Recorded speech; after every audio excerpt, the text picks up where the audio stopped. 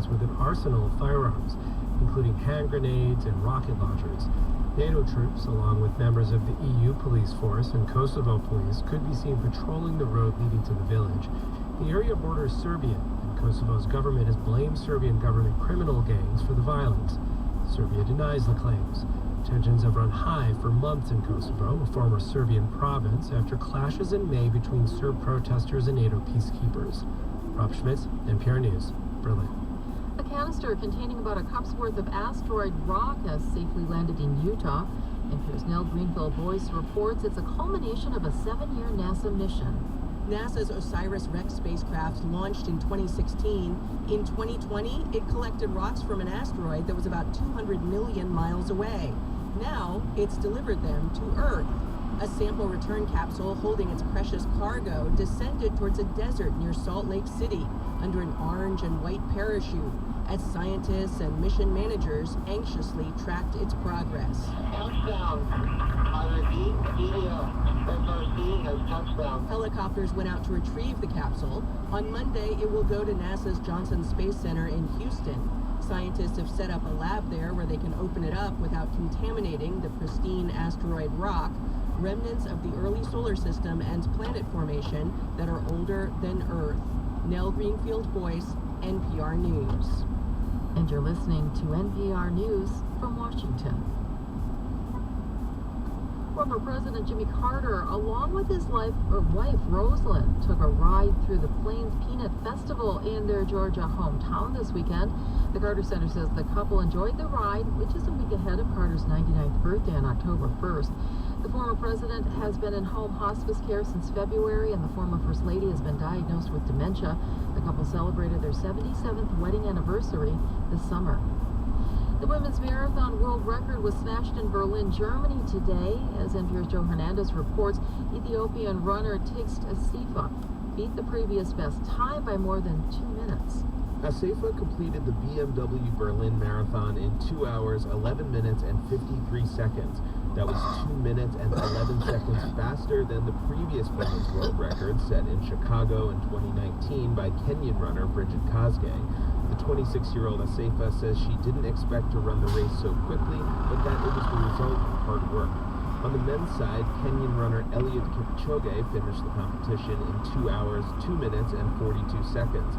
It was his 5th time winning the Berlin Marathon. Joe Hernandez, NPR News. Talks between the Striking Writers Guild of America and studios continued this weekend. Writers went out on strike in May, and sticking points are artificial intelligence, residuals, and data transparency. Actor Steven Weber says actors support the strike. They're not asking for much. They're asking for a wage that's commensurate with the cost of living, really basic. The actors' strike against studio also continues. This is NPR. Support for NPR comes from NPR stations. Other contributors include Heather Sturt-Haga and Paul G. Haga, supporting African Wildlife Foundation, working to ensure the future of Africa's wildlife and wildlands. Learn more at awf.org.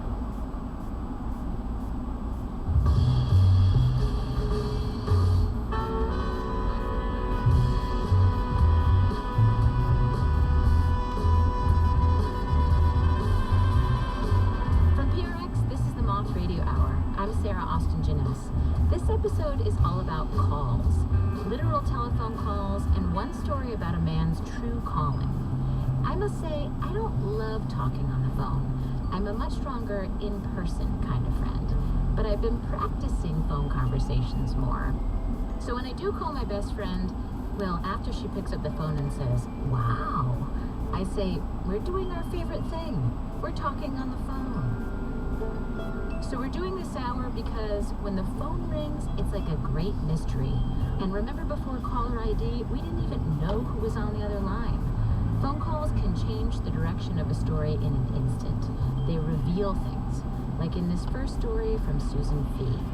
Susan told it at one of our open mic story slams in Seattle, where we partner with public radio station KUOW. Her little appetizer of a story really sets the tone for this hour.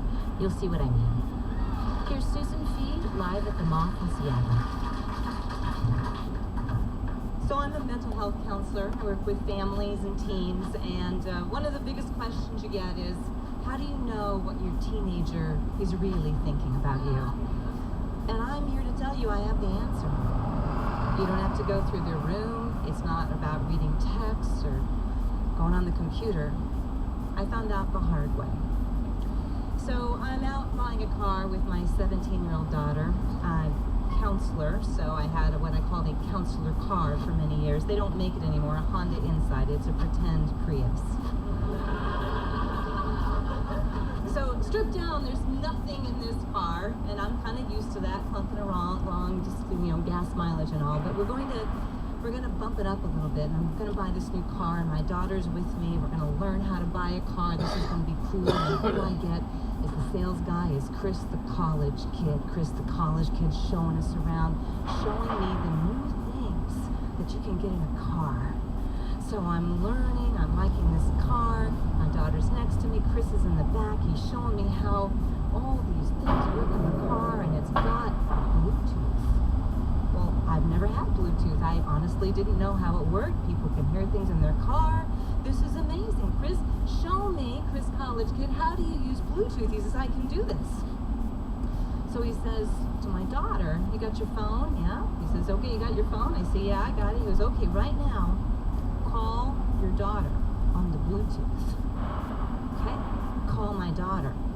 All of a sudden, like surround, like I don't even know what's happening. Bum, ba, da, da, bum, ba, da, da, bum, ba, da, da, da. What is happening? Now, if you don't know the song Carmina Burana, you do know it because any movie that involves Satan has this song. I do not understand what is happening right now, but Chris the college kid in the back seat does understand.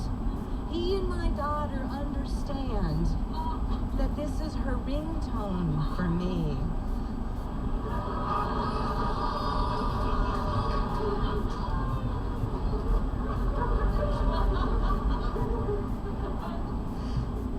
I see him in the back river mirror. He's like, he's trying to tell us, you're not getting this car. So I catch my breath. I try to understand. He's like, yeah, you called your daughter. You could have a conversation now, okay? So I follow up with what really only a counselor would ask. I mean, this takes training. I say, Gabrielle, what is your father's ringtone?